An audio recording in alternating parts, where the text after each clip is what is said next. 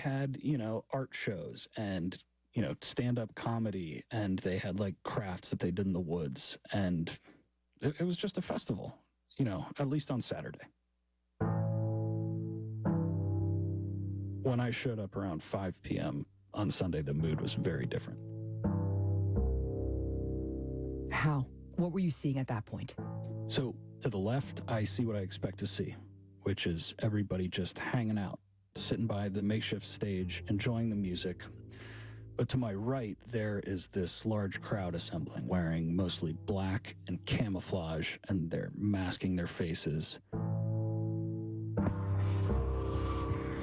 All right, looks like to some extent the festival is still going on. So I pulled out my phone. I wanted to show the world what I was witnessing, as is my job. And as I'm panning from the peaceful activities to my left and going to the right, someone lunges at me and tries to take my phone out of my hand. And so I have to wrestle it away from them for a second. I was clearly not welcome to hang out with that crowd, and I decided one way or another I'm going with them wherever they're going. Just head in that direction. Oh, Jesus. And then we start marching. And so we're trekking up this hill through the tall grass and the mud, and I could see at the top of the hill a chain link fence and, little ant-sized people. And it dawned on me, okay, those are the police. This is the Cop City site. That is the main construction site at the moment for the training center project. And as we get closer, what surprised me was the police run away. And I'm wondering what the hell is about to happen. And once we get to that chain link fence, the police have, for the most part, completely fled. They are closing the fence on the far side of the construction site, and the activists ripped through that fence like a hot knife through butter. Construction vehicles are up in flames. It's like a trailer for the construction crew, about to be up in flames. I see some of these big yellow earth-moving machines just like reduced to a plume of smoke pretty quickly.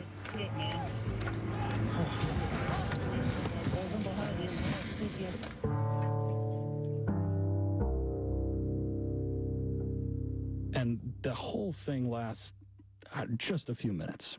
It's just like a quick assault on this construction site, and then they slip back into the woods, strip off their black and camouflage, change into regular festival goer clothes, and try to insert themselves back into the festival. But after a bit of an unnerving lull, the state police storm onto the property. All right, cops are running. And they begin making arrests. That's tear gas, right? They're tackling people left and right. I'm doing my darndest just to keep up with them. What? You got eyes on this direction right here, please. They're looking into the tents now. And then police told me I had to get out of there. Oh, damn. Oh.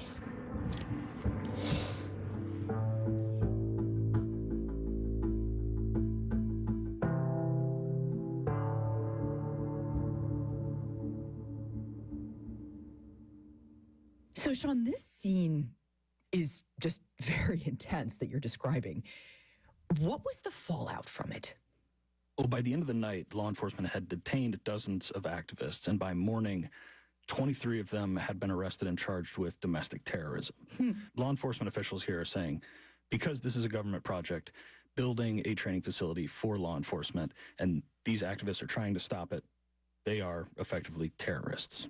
And these 23 people, most of them were from out of town. I think only 2 were from Georgia. 2 were actually from outside the country. We had one arrested who came here from France and another who came here from Canada. And while the out-of-towners are probably getting most of the national spotlight for the trouble they've gotten into, this is still very much a local movement. Now, after the attack on the construction site in early March, maybe the activity at the forest quieted down a little bit. I think there was still an occupancy out there. But the grassroots efforts elsewhere in the city were still very much alive. And so there's still plenty of people organizing, although whereas the forest has long been a flashpoint in the entire conversation, DeKalb County officials just last Friday announced that through an executive order, the park would be closed to the public. Oh, wow.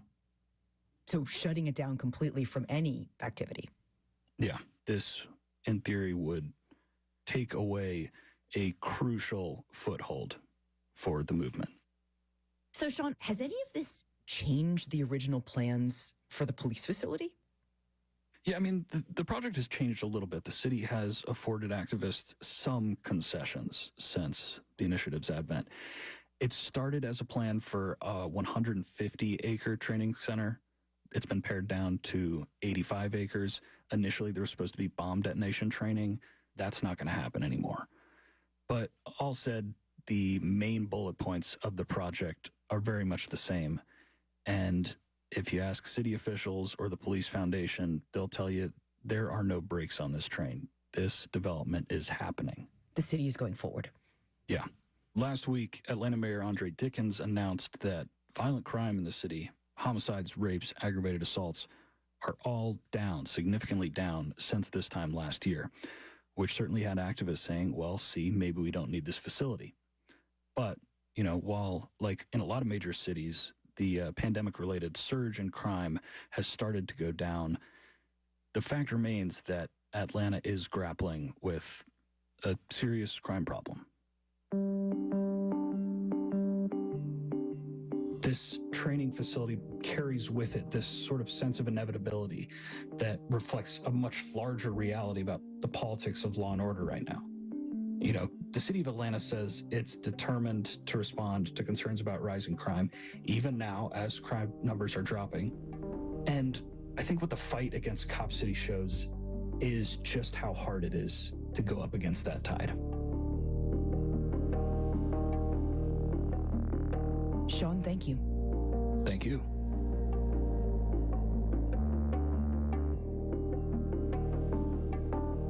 Sean Keenan is a reporter based in Atlanta.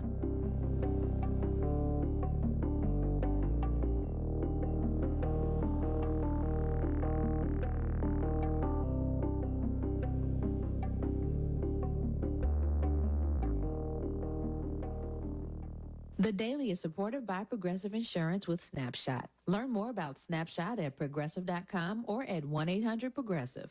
Snapshot not available in California, North Carolina, or from all agents. And by Key Bank. With dedicated bankers for healthcare, experience across specialties, and product solutions for payment management, Key Bank is invested in the success of their clients' businesses. Learn more at key.com/healthcare trends. And by American Public Media.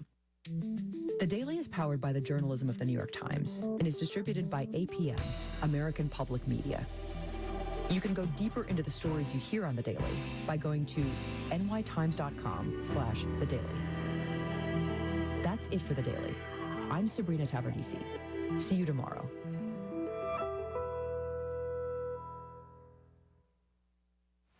I like to call the weather a great equalizer. It's one of the few things in life that is common to us all. Hi, I'm Radio IQ meteorologist Nick Gilmore and producer of Commonwex, our weather and climate newsletter. Every other month, we take a deeper look at the various topics that matter the most to Virginians, from inland hurricane impacts to winter snowstorms. You can sign up for Commonwex and all of Radio IQ's newsletters on our website. That's radioiq.org.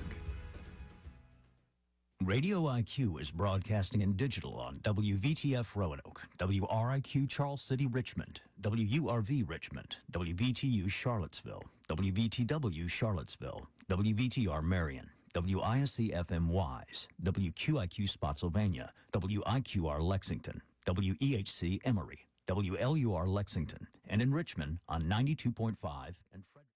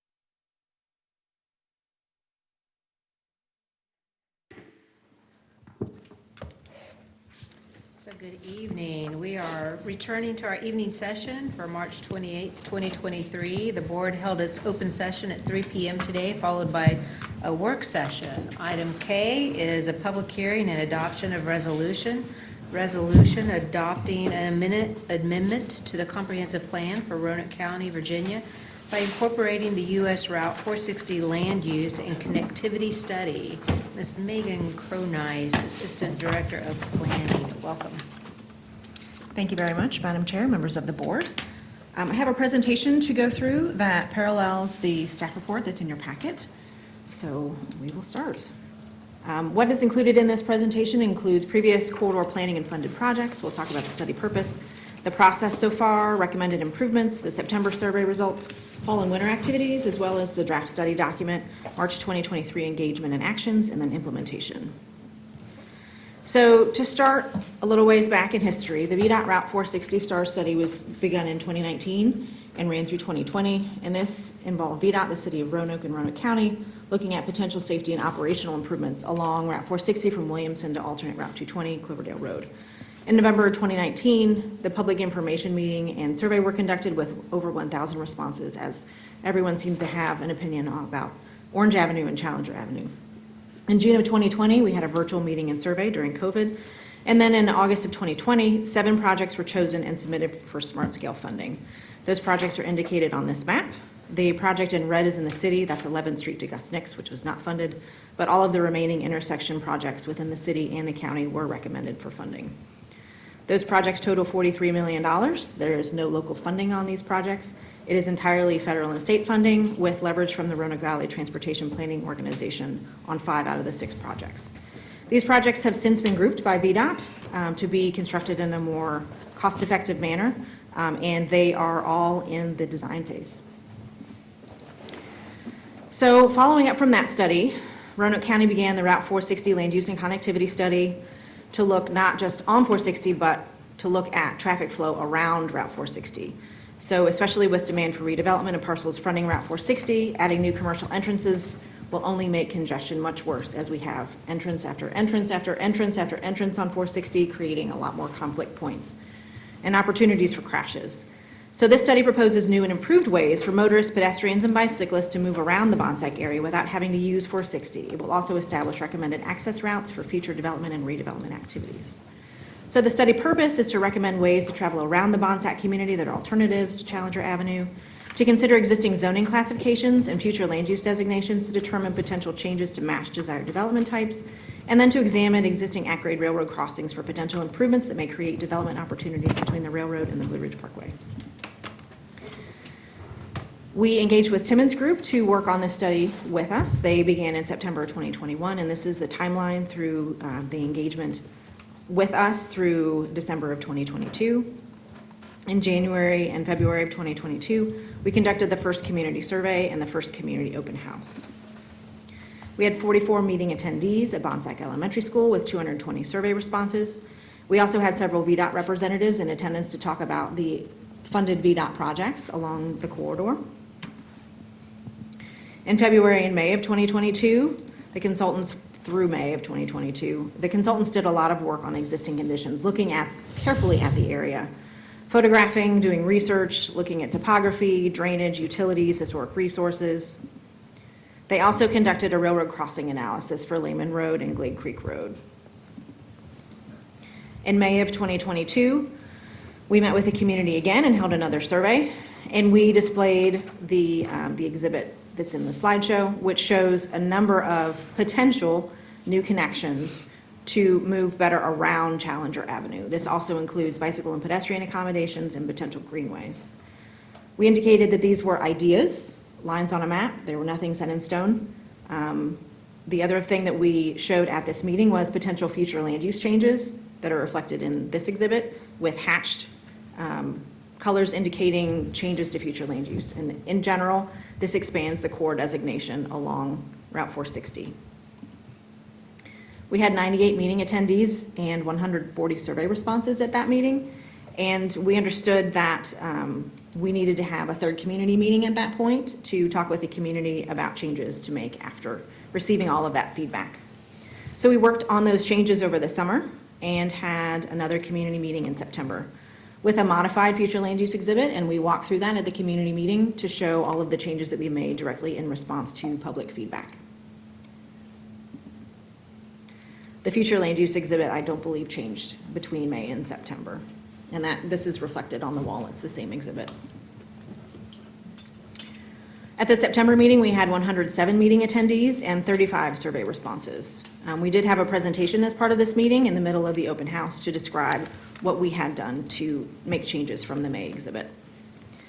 So the September survey results, for those 35 September responses, which was far less than 140 in May and 220 in January, this survey period was open for about 2.5 weeks from the end of September through mid-October, and it requested opinions about proposed road segments, greenways, shared use paths, and future land use changes.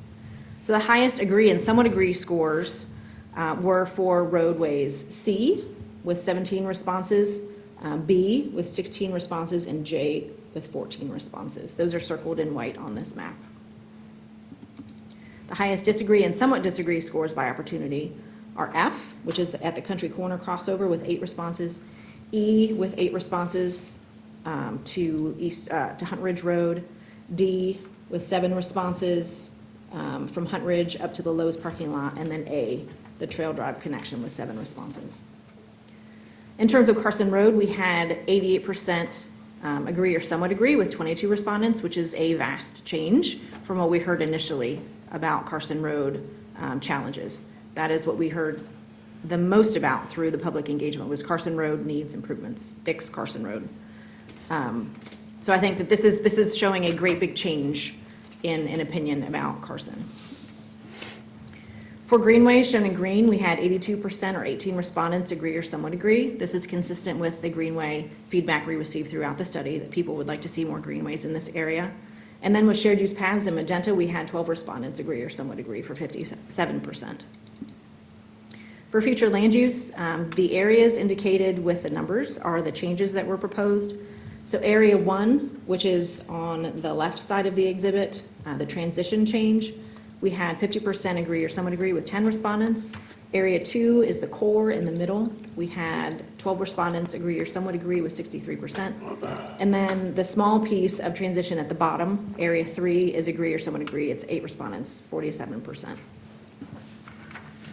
In terms of our fall and winter activities, on October 19th of last year, the Planning Commission and the Economic Development Authority held a joint meeting to review and discuss progress on the study. We met with this board on November 9th during a work session to review the study. And then December through February, staff reviewed and commented on the draft study document. Starting in mid-February 2023, we posted the draft study and the comment form to the project webpage. We mailed over 2,600 postcards to owners, tenants, and renters in the study area, and then we also sent out an email to those who had attended community meetings and subscribed to our email list about the public hearings occurring with both the Planning Commission and the Board of Supervisors this month. So the draft study includes an introduction, project overview, corridor issues, a number of components, as well as several appendices, which include all of the survey results for each survey. I wanted to call attention to the recommended priority of improvement options. This is a document within the study that I know is difficult to read at this scale, but what it indicates is a prioritization of the roadway segments that should be undertaken first. Carson Road is at the top of that list. The transportation exhibit is from September. We will have that updated with the final transportation exhibit. We also have the future land use map, as we just reviewed, is included in the study. And then for March 2023 engagement and actions, I wanted to review the feedback we received at the Planning Commission public hearing on March 7th. We had 6 speakers who relayed the following comments. We had some concerns about the proposed study projects. One person was concerned about the alignment of proposed roadways B and C. We also had concern about the alignment of the proposed greenway, concern about Carson Road safety issues and not wanting speeding to worsen, and that there's no room for bicycle accommodations. We also heard concerns over the railroad study recommendations and locations of possible improvements. And then we heard about VDOT projects underway, concerns about those projects that will restrict turning movements, and a request that Route 460 be widened to 6 lanes instead of implementing the intersection projects. And an additional comment, we had heard concerns about the use of eminent domain. We had a 29-day public comment period that closed on March 17th. We had 10 respondents comment through the survey by email and by phone. So those comments included support for connecting residences to jobs and to retail, and to minimize traffic on major highways, support for a greenway along Glade Creek with connections for area residents to access it without cars, support for bicycle or pedestrian paths in Magenta and safe crossings of Route 460, concern about Connection A sending more traffic to the Blue Hills Drive intersection. I'm having computer problems. Disagreeing with West Roden to East Roden Connection B, as it will make East Roden intersection at Route 460 more dangerous. Disagree with Connection C, adding more traffic to the Valley Gateway intersection. Disagree with the railroad crossing projects L and M ranking high in the prioritization chart. Questions about residential impacts as a result of the potential Lehman Railroad crossing L, and concern that the connecting roadways will not reduce traffic on Route 460 and will instead hinder development and redevelopment activities.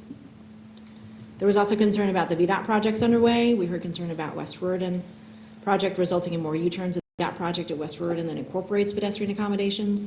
Concern about the Country Corner crossover. Concern about Bonsack Road, the west end, and proposed changes. We had 2 people concerned about that. And then concern about Bonsack Road, the west side intersection changes, encouraging residents to use the Bonsack Road east intersection, which is dangerous. And other comments included concern about crashes at West Roden and Valley Gateway intersections, and concern about speeding and crime on Route 460. So the changes in the March 2023 exhibit, which is on the wall, include an adjustment to alignment G to connect with right-of-way dedicated to Roanoke County in 1987, which is shown by the white circle. We figured that connecting to a place where Roanoke County already had right-of-way was better than connecting to a private driveway where we would need to obtain that right-of-way. So it's a minor change.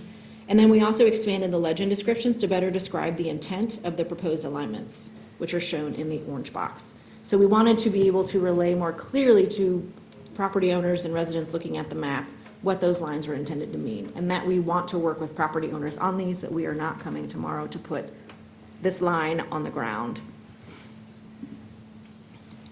In terms of implementation, we spoke with you last November about the railroad crossing elimination grant application that we submitted. This is building off of the analysis performed as part of the study. We submitted a request for funding to conduct a planning study through the Federal Railroad Administration's Railroad Crossing Elimination Grant Program. The area of focus is the following at-grade railroad crossings at Lehman Road and at Glade Creek Road, and we still have not heard about an award. We are also implementing Carson Road safety improvements. So due to overwhelming feedback about the need for Carson Road improvements, Roanoke County is beginning survey activities and will initiate preliminary design activities for a Smart Scale Round 6 application, which can include the Glade Creek Bridge widening and replacement, sight distance improvements, shoulder improvements, feasibility of bicycle and or pedestrian improvements, and feasibility of a connection to the Kroger parking lot. We did send out a letter to property owners with information about surveying activities that are taking place. We also plan to have 2 community meetings with property owners throughout this process to ask what they would like to see, what needs to change, and then to discuss results of the investigation with our consultants with them before we move forward towards an application. How feasible is the connection to the Kroger parking lot? Is there a challenge due to topography? Yes, and to floodplain and floodway in the creek. So it's probably not very possible, but it was a connection that was shown. We do need a better relief valve for that shopping center. So it's something that we want to lightly look at as a part of the survey and the design. And if it's not feasible, then we'll rule it out. But it's something that we want to at least see, is it potentially possible before ruling it out? But it's pretty low on your priority list. Yes. But because it's adjacent to Carson Road, if there's a time to look at it, now is that time. And if we rule it out early, then we rule it out, but at least we've looked at it. Because again, that shopping center is so busy, we need other ways in and out, and that is one potential way. The last implementation, roadway connections, I wanted to talk about. We have used the proposed roadway improvements exhibit in several discussions with prospective developers over the past several months. So it is already very beneficial and useful for staff when talking about future development on the corridor. With that, I'd be happy to answer any questions you might have. Thank you, Megan. Any comments? Any comments, No questions? comments. Okay, I think we're ready to move on to Megan. So at this time, we will open the public hearing, and I currently just have one speaker, So if Mr. Travis Chip would come forward, and if you would please state your name and address for the record. And just so you know, we have a 3-minute timer, and so there's a red, yellow, green button. The yellow just gives you a warning when it's about to turn red. So thank you so much for being here. Thank you, Madam Chairman, and thank you to members of the board for allowing me to speak this evening. I am here on behalf of my family. Oh, excuse me. My name is Travis Chip. I am the homeowner at 4224 Challenger Avenue. As it pertains to the 460 land use and connectivity study, road F, E, and D comes through our property, me and my neighbors and those around us. You know, when we purchased this home, you know, it was to be our permanent home for our family, to raise our kids. Currently, we enjoy living there, and we are in support of the majority of this plan. But that area does affect us directly, and I wanted to come here and state tonight that I'm not sure, I have young children, that a road, and my neighbors as well, all of my neighbors, we all have children who play there, as well as wildlife. And as it pertains to topography and the road, the grade, I'm just unsure about how a road would come and cut through my property, in addition to different buildings that I have that would be affected by the road. 2 buildings now, farmland that I use to grow crops each and every year. These sort of things would have to be removed and dealt with.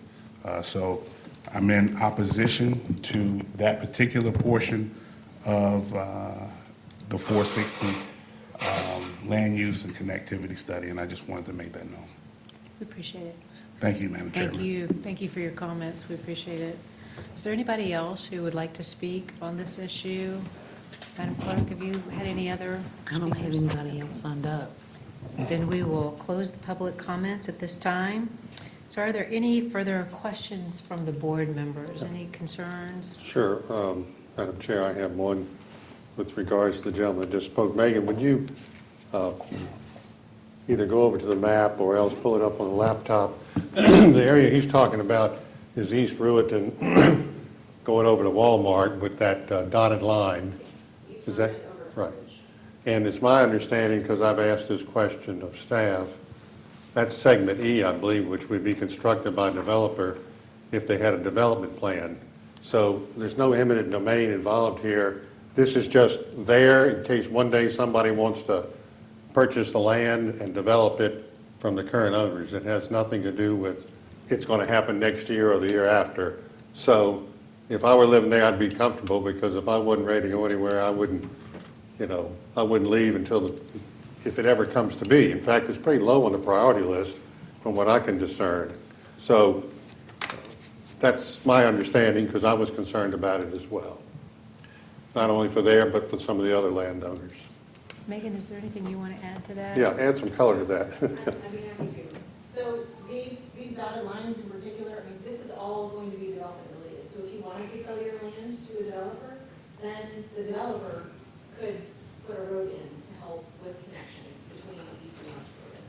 So if you don't sell your property, this doesn't have to happen at all. But it gives you options if you would like to sell your property for that development to have a better way in and out, other than having access right along Challenger Avenue. Thank you so much. We appreciate that help. And so the public comments have already been closed, and I'm going to move on to the next section now. And is there a motion to adopt the resolution? I have another question. Yes, sir. To follow up with what Megan y'all were just talking about, just circle around. So F, though, I think what I'm hearing from the gentleman that just spoke, F might be cutting through his property? Okay. Thank you. That's what I thought.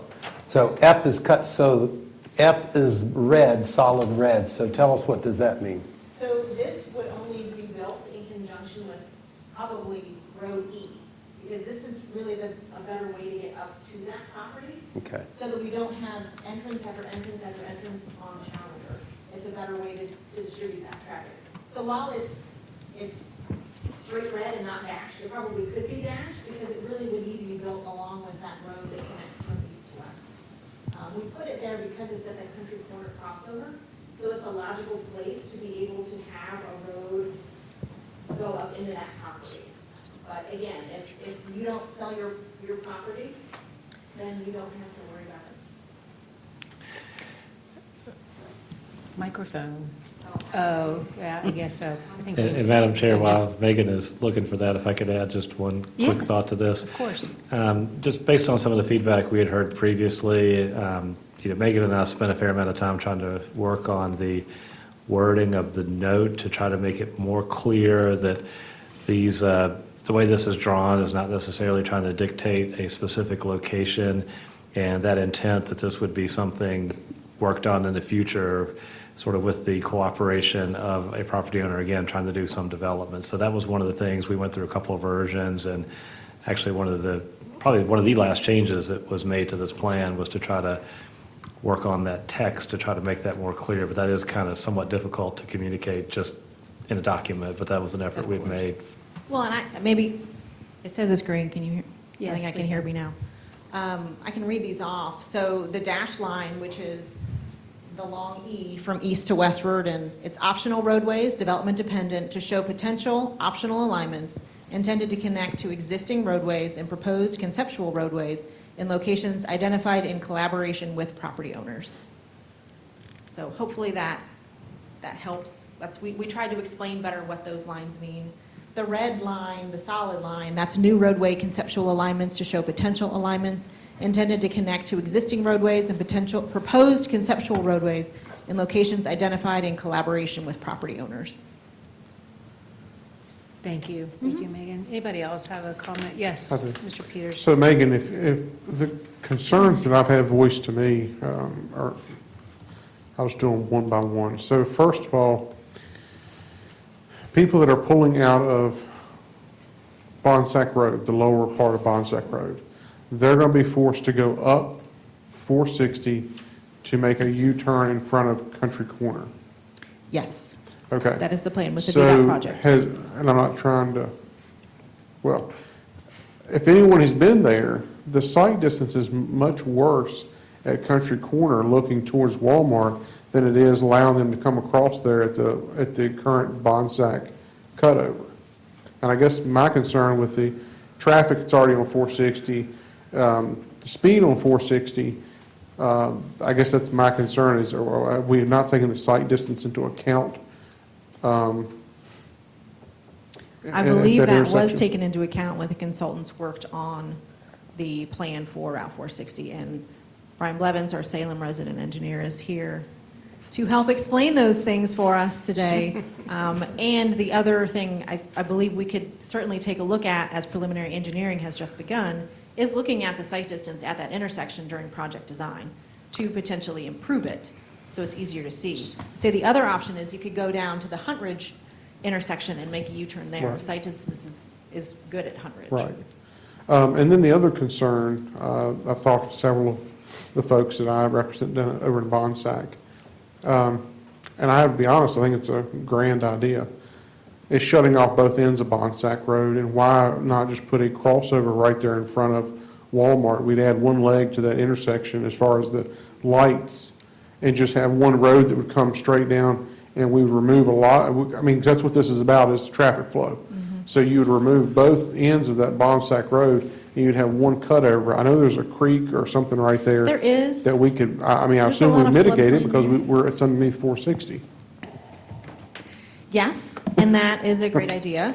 I will put my, meager transportation engineer hat on. There is a lot of floodplain there. We do have the tributary for Glade Creek that comes under 460 there. And I know we've had development challenges there because of that floodplain. I believe we told one applicant many years ago to talk to the U.S. Army Corps of Engineers, and when they had a resolution from the Corps, then they could come back and talk with us. So that property is challenging. I think the other factor is that VDOT has made a big push over the last 5+ years to limit 4-phase traffic signals on major corridors. So if that were to be implemented here, it would need to be a through-cut configuration, where the back to Walmart movement would not be allowed because we're trying to preserve capacity on 460, because we get so many complaints about congestion on 460. And I think that would be okay as well, but to this gentleman's point, or to several of them, but the one I spoke to most recently, it made a lot of sense to me if we could make that work, because if you're standing at Walmart and Lowe's and looking back across the street over to Bonsack, if you had that road that would just cut straight across, even if we made it so you couldn't go straight across, but you see what I'm saying, you could access that area. There's 6.3 acres of land to the left of that. It's currently for sale. That property is probably never going to be developed because there's no way to access it. And so by opening that road too, you're going to help, I would think, development on that side of 460 as well. Anyway, just my 2 cents. That's an interesting idea. I wish it would have been brought up at our community Well, meeting. it was brought up, but we were told it couldn't be done, but I wanted to bring it up again. Okay. I was told it couldn't be. Did you get the same answer that I gave? I was just told, well, we can't do it because there's a creek there, and I thought, afterwards, I thought about, it's like, well, the creek's running under 460, so what's the big deal? You know, we got abilities to do a lot of things these days. We do. Our regulations are just a lot different from what they were when 460 was widened to that width. So, Mr. Mahoney. I want to go back to Mr. Chip's comments. What assurance can we give him that he and his family will be protected? And I don't know property lines, and maybe I have to ask you, sir, do you own the property where E and F are, or does somebody else own that and you're at risk that somebody else could sell it? No, I own 2 of the lots at E and F. So you would be able to control, you could block any of E and F as long as you own that property? Well, I thought it would be a county, eminent domain type of. No, sir. That was my thing, No, you're going to hear from all 5 of us. The county is not going to do eminent domain. The county's not going to condemn that. No, sir. That's. So the Timmons Group is They're the consultants that were working with us on the study. Yeah. I just want to make sure you're protected, you and your family are protected. I hope you trust us that we can give you that assurance, because Roanoke County is not going to condemn your land to build a road on E and F. And as long as you control that land, you're 100% in control of anything that would happen. Okay? I think now And it's just Mr. to, North. and just to reaffirm, as your supervisor, I'm not going to let anyone do anything that they shouldn't do, and I don't think you have to worry about that. Now, one day if someone comes to you and offers you a price you can't refuse, That's a different story. between you and them, not us. It's a different story. A different story. But you control that. Yeah. Now, by the way, to the point of the road coming from Bonsack Village into 460 across from Walmart, our good friend from VDOT, Mr. Blevins, is right there. And one of the things that I understand about this whole plan, Mr. Blevins, is that we want to reduce the number of signalization steps at these intersections. So that would really be adding another signal at that 460 interchange, whereas today it's really a T, if you will, coming to and from Walmart.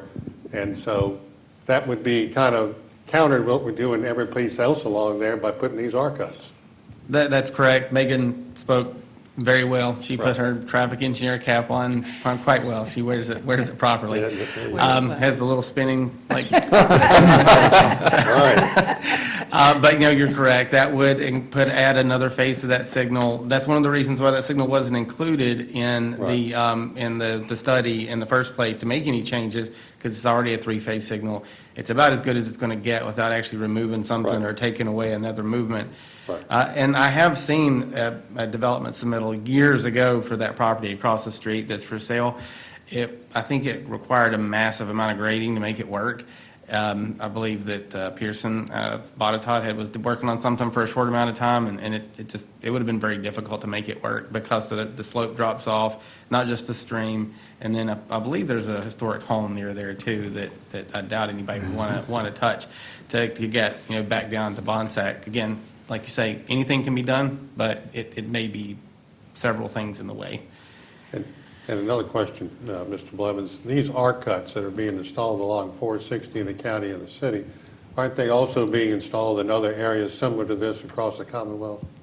Yes, we've been using what we call an R-cut around, what we call it an innovative intersection design around the state. And we're not the first to use it, and we won't be the last. North Carolina uses it fairly extensively on higher volume, higher speed roadways. South Carolina does as well. You'll see them on 220 on Greensboro Road and on South Carolina 9 headed into North Myrtle Beach. So if you head that way, you'll see some of those. They work very well. It reduces conflict points, as Megan has already pointed out, and while some people don't really agree with the U-turn movements, it only requires you to see in one direction, so you're only having to see what the people coming at you are doing. You're not crossing, Right. Intersections, so you're reducing those conflicts. And so part of this new technology with regards to traffic management is to improve safety, but it's also to mitigate the high cost of going to 3 lanes, which is driven by the land acquisition that has to take place. So this has some benefits, because getting money to 3-lane that road is just a steep climb. It's probably almost next to impossible anytime soon. Correct. It'd be very difficult. Very difficult. Even with the state surplus right now, which it's about the buffer going into a recession. That's all I have. Thank you, sir. Mr. Radford, any comments? Yeah, I wanted to ask Mr. Blevins while he's right there. So Megan mentioned in some of the comments on March 17th, and one of them down at the very bottom said that they felt like all these improvements weren't going to mitigate the congestion on 460, and this was all for naught. And so, and I know we had Timmons do the study. You've looked at it. What do you think about that comment? And unfortunately, I think because they're in the same area, the citizens conflated our OEP STAR study with your corridor comp plan amendment to think that they're both the same. They do help each other. They do complement each other. As I said during that meeting, I believe that adding these roads, if they happen through development, of course, VDOT generally doesn't have interest in building like small little side roads either. If they happen, that helps take pressure off of 460. But, the projects themselves, again, like I said, we applied for those and they were funded because they showed benefit. They showed benefit because they reduced congestion, reduced the number of stops that traffic has to make, which would reduce the number of crashes normally. In a congested area that's full of signals, what you generally see is a high number of rear-end crashes like we used to see on 419. I don't think, they may still be high up there because it's still congested, but I don't think it's as high as it used to be. And this section here is one of those that suffers from that. I know that there was some comments earlier about some crashes at the intersections there. I looked at an old crash diagram that was generated back in 2019. And 68 out of the 100 or so crashes were rear ends. Like I said, that was a 2019, so it was 2014 to 2019 when the data was collected. But generally, crash patterns don't change greatly over time. And one last comment, Madam Chair. Megan has a homework assignment from the previous meeting with our police department work session. Chief Poindexter put up there the highest accident rate is Challenger in West Ruleton, 15, I think, so far this year over last year. So, and the chief said what I've been saying before, and that's that flashing yellow light there, in his mind, is a contributor. So I'll let you all study that. If you need to, get with Chief Poindexter, because it's been raised by citizens along both sides of West Ruleton, both my side as well as now Mr. Peters' side on the left behind Chick-fil-A. So that's the flashing yellow left turn. Left turn, yeah. Some people will make a U-turn there, and there's been some fender accidents. benders, not to mention fender benders trying to get on to West Ruleton before you ever go through the intersection. Sure. Anything But I else? guess that's my other question is, I know that this study is being done in Bedford County on 460, where it's just wrapped up.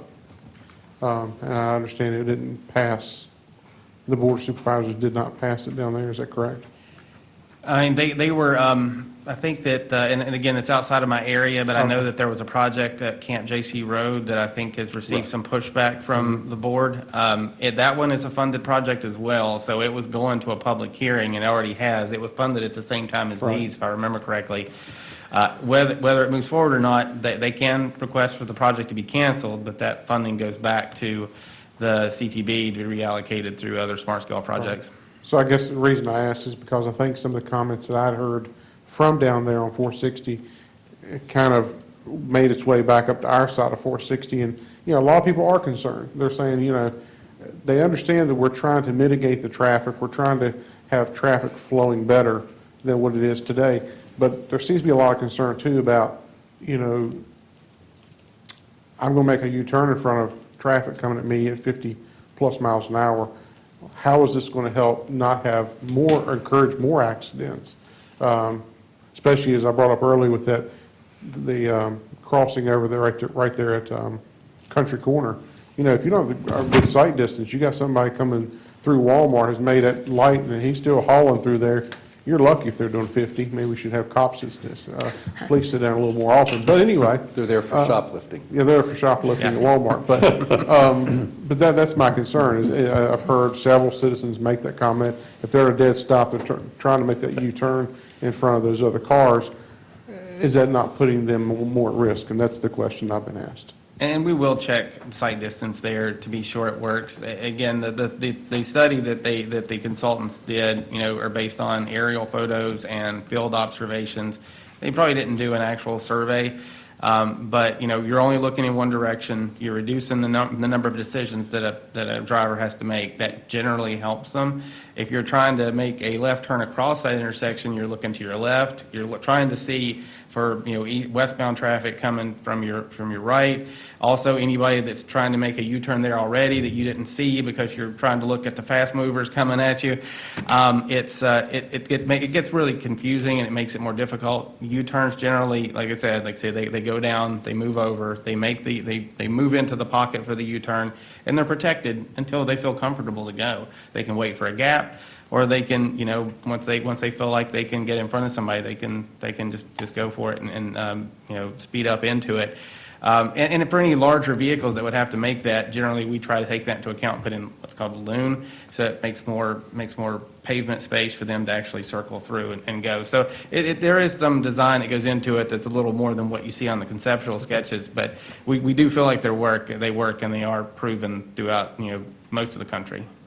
Well, like I said, I'm just bringing forth the comments that brought to understand. me. And again, as I talked about the cut through to Bonsack Road across from Walmart, if the R cuts were put in there or something that would still limit it. I think this person was bringing it to me, or the couple that had brought it to me was, they feel like that side of 460 is kind of dead because unless there's some other thing going to happen, you as VDOT are not going to allow me to have a turn into that property.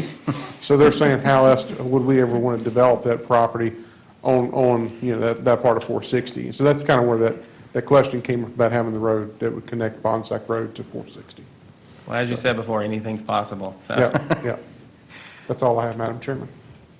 Anything else? We're good? Okay, I'm ready to entertain a motion. Madam Chair, I make a motion to move item K and adopt the resolution. Excellent. And a second? Second. And so would the clerk please call the roll? Mr. Peters? Yes. Mr. Mahoney? Yes. Mr. Norworth? Yes. Mr. Bradford? Yes. Mrs. Hooker? Yes, thank you very much. Item L is citizen comments and communications. Do we have any citizens that have signed up to speak? I don't have any signed up, no, ma'am. Thank you. So item M is reports and inquiries of board members. Mr. North. Thank you, Madam Chair. This morning, I attended the Roanoke Chamber Forum with the legislators, even though a budget hadn't passed in Richmond. One point Delegate Alston cited was $3.6 billion in surplus funds. Of that amount, $1.7 billion is recurring money, and so these state revenues are tracking much higher, with sales tax and withholding up 4.7% as the year moves on towards the end of June. Also, this board wants to work with our schools to fund the CTE and the 2 elementary schools with open classroom mitigation. While we have made a substantial offer for their consideration, we look forward to discussing with them in the near future and look forward to the CTE celebration. Our schools are important to the county and its communities. We also note that our schools have submitted the application for our regional CTE school grant to the Department of Education to be considered for a state grant. This was a very impressive supporting document, 302 pages, I believe. And a supporting document that went along with the application was left on our desk to peruse. This was also shared in terms of, not the document, but I did share with Delegate Alston that the document was being delivered or sent to the Department of Education because he's had conversations with Secretary Gadias of the Department of Education about the scoring methodology. So we'll keep our fingers crossed to see if that works. And if it doesn't work, there is Plan B. And Plan B as a component of the current budget to see what happens over in the Norfolk Chesapeake Tidewater area. If it passes, we're going to go back to the well and try to get some funding like the other part of the state got. That's all I have, Madam Chair. Thank you, sir. Mr. Mahoney. Two items. As the board may recall, I am your representative on the TAP board, Total Action Progress, and I'm on the board of directors of TAP. And I just want to report, I think, a sad event for TAP. TAP obviously is struggling with funding for its teachers and aides for the Head Start programs.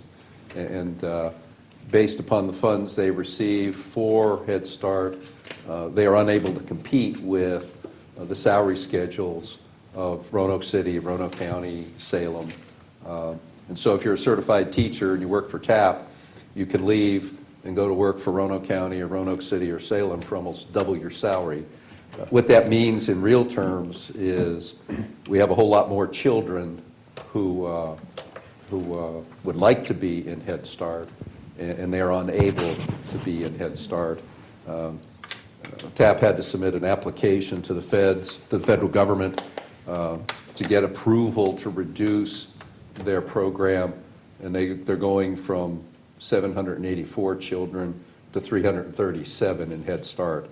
You're dropping about 447 kids who would really benefit from that. And then in early Head Start, we're going from 213 children to 156. That's 57 kids who would be in early Head Start. And again, I think it's just it's unfortunate. It's one of the byproducts of funding for these programs. And I guess I'm a firm believer in the value of Head Start to help those children. And I think we all believe that education is crucial to our society. And it's sad news. So we're waiting to see if the federal government will approve that. The second item I want to talk about is we are in the midst of a series of holy days. I think Ramadan began March 22nd and goes through April 20th. Passover is April 5th through April 13th. Easter, Holy Week, begins on April 2nd, Palm Sunday, and goes through Easter on April 9th.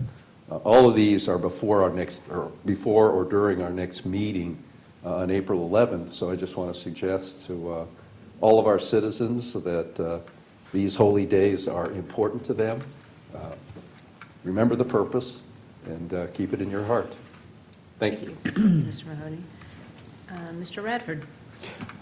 Thank you, Madam Chairman. I got a couple of things I want to highlight, and I'm going to just add to what Mr. North said, and I'm actually holding up the supplemental document that we got today. This was the supplemental document that the Roanoke County Schools applied for the State Competitive School Construction Grant. It's 350 pages. It is a great book with a lot of documentation on it, and I appreciate the school administration applying for that grant, and applaud Mr. North for pushing that through with them and encouraging them. The second thing I want to talk about is our last meeting we were given the annual report from the Roanoke County Planning Commission, Department of Planning, and while 4 of the 5 of us were on the Planning Commission, we never saw this when we were on the commission. So Philip, you did something, you improved on it. Whoever, okay, Megan? No, Paul. Paul, Mr. Mahoney, okay. Anyway, this is available, this has got, this is sort of the summary, and I really like reading that. That's good. And it kind of brought me back to our planning days. But it's available on our website, we have printed copies, and it's on our Facebook page. But it's a great resource to read about our planning department. Thank you, Madam Chair. Thank you. Mr. Peters. Thank you. So the only thing that I really wanted to talk about this evening is some comments that were made at the last school board meeting. I think it was very unprofessional, and I feel like that things need to be cleared up. As I understand it, all my board members are here, none of us have ever spoke about closing a school. The only thing that's ever been said is we want to make sure as we're moving forward, we're doing what's right for our schools, our taxpayers that we answer to, and we get one shot at doing this, we want to make sure we do it right. We have been looking for options to fund our schools. I've made no qualms about it that I have not supported the last two MOUs because I feel like that we do not have all the information needed to make a decision about our elementary schools. I did ask that we would do a clean MOU just for the CTE because I think that we need to have a better understanding of what the schools need when it comes to our elementary schools and not just writing a blank check. And come to find out that after those comments were made in their open session, then they went into a work session to see what those schools were going to look like. So even when the comment was made, they didn't even have the information. So I think that, I will never speak for my other board members, but I have 10 years on this board. I have supported our schools every step of the way. To make an insinuation otherwise, quite honestly, I think deserves a public apology by the people that want to make that comment. I'm here and I'm continuing to look for options to help our schools. I'm an old person, but I went to what was called Hardy Road Elementary at the time, which is now W. Cundiff. I know the challenges of open classrooms. I wish it were fixed 35 years ago, but it wasn't. And I do look forward to finding a path forward. I'm committed to a path forward, but I'm also not going to tolerate the miscommunication and the misrepresentation of myself or this board. So with that said, Madam Chairman. Thank you. Thank you. Thank you very much. I just have a quick comment. Yesterday, I was able to go to Round Hill Elementary School in Roanoke City where the governor came and actually brought his desk and signed some of Senator Suderline's legislation. And there were some really magnificent bills that were coming forth, being signed into law that dealt with students with disabilities and helping parents make good decisions going forward for those students, and also for English language learners and finding their place in the workforce. And it was a great day. There was great bipartisan participation, and it was really a great thing. So I also attended the legislative wrap-up breakfast this morning. There were a lot of good things, and one of the things that's still ringing in my ear a little bit is Delegate Terry Austin's comment about proceed with caution with our economy and be careful, take careful steps going forward. So just on that cautionary note, I will ask for a motion to adjourn. Motion. Second. And would the clerk please call the roll? Mr. Peters? Yes. Mr. Mahoney? Yes. Mr. Norworth? Yes. Mr. Bradford? Yes. Mrs. Hooker? Yes, thank you very much. We are adjourned. Instead, they are realizing that, or they are making the calculation that their political fortune lies with taking Donald Trump's side and, kind of twisting reality to kind of go along with the way he's portraying things. So you have, Kevin McCarthy in the House creating